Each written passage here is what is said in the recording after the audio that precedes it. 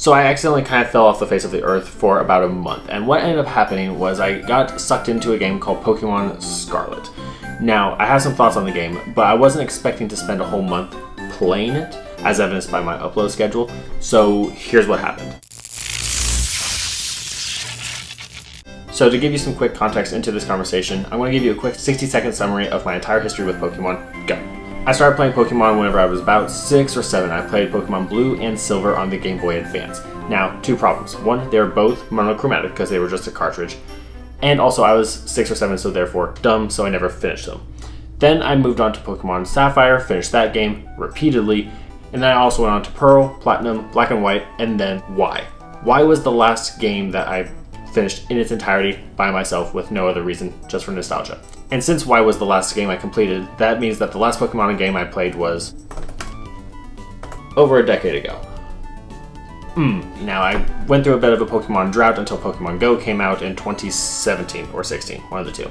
I then played Pokemon Shiny Pearl, discovered a whole bunch of new mechanics like the whole shared EXP thing, also like no HMs, but anywho. But my fiance started playing Pokemon Violet, looked really fun, decided to grab Scarlet, try it out, and here we are. I really hope that's under 60 seconds.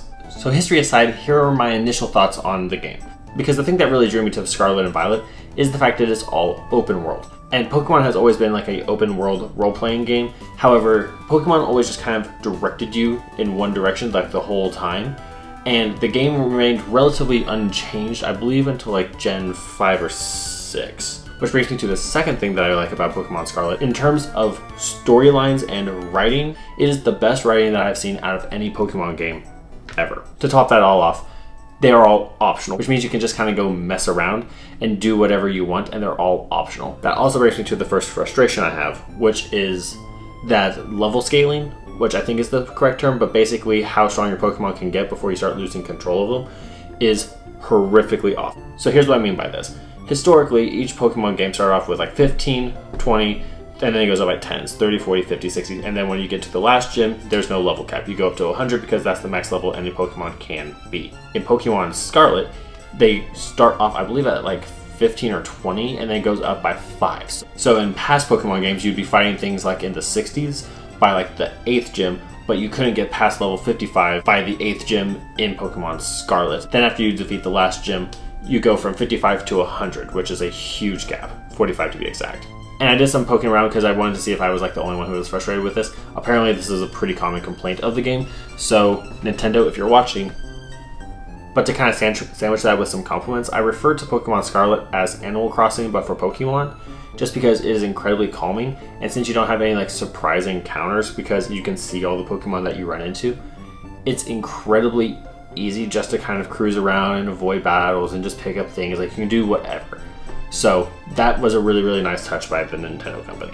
That being said, let's talk a little bit about the post-game, because I don't want to spoil any of the plot points, but the post-game is the best of any Pokemon game I have ever encountered, period, exclamation mark. Firstly, once you beat the last gym leader, everything goes from 0 to 100 real quick. Basically, if you don't already have Pokemon that are like level 60 or 70 on deck so you can beat the last gym but still have control of your Pokemon, if you don't do some leveling between the 8th gym and the Pokemon League, you're going to be in for a world of hurt. Because while the individual gyms might need a little bit like level rebalancing, the Pokemon League, the champion, and anyone else you might fight in the DLC tend to be a little bit more strategy oriented and less punch the other person faster than they punch you. Now, historically, the post-game of any of the Pokemon games just used to be fill out the Pokédex, which still exists. However, this game, and I don't know if this happened prior to Pokemon Scarlet or Violet, this game actually provides an incentive for filling out the Pokédex, as opposed to just, hey, be a completionist, go fill it out. Now, and I also do acknowledge that I'm a little bit late to the game because Pokemon Scarlet and Violet are not particularly new games. And one other quick thing I do wish is that Dreepy was in Scarlet and Violet, just because since they were both part of Gen 9, Dreepy is the pseudo-legendary of this generation, and it was only found in Pokemon Violet, which is why I think that so many people went for Violet to have access to this new pseudo-legendary. Now, I still personally like Dino and Hydreigon, so that really didn't bother me too much, but if my fiance didn't have Pokemon Violet, I probably would have bought Violet and Scarlet just to have access to this pseudo-legendary, which is a different problem. So what are some key takeaways of this rant? First off, I do love the new direction that the Pokemon Company is going with these games. They did announce that games from here on out are going to be open world, which I am super excited about. And if you have a favorite Pokemon game that I didn't mention and I haven't played, because again, between Y and Scarlet, there's a world of Pokemon that I just haven't even touched, just because I just got disconnected for a hot second. But the other key takeaway is I do feel like there was like an out of balance thing, because this is a hobby, but also so is Pokemon. But I still want to have like a balance of those things. So I do think there is a little bit of a cautionary tale of, if you enjoy something, enjoy it, but make sure you're treating other things in your life to make sure everything's nice and balanced. Now, it didn't cause any problems for me, because like me and my fiance were both just playing Pokemon while watching Bluey. So that was nice and fun bonding time.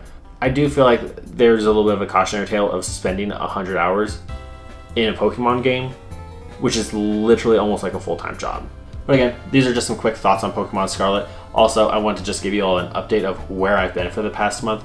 But with that being said, thank you all so much for watching. Don't forget to subscribe, and I'll see you in the next one.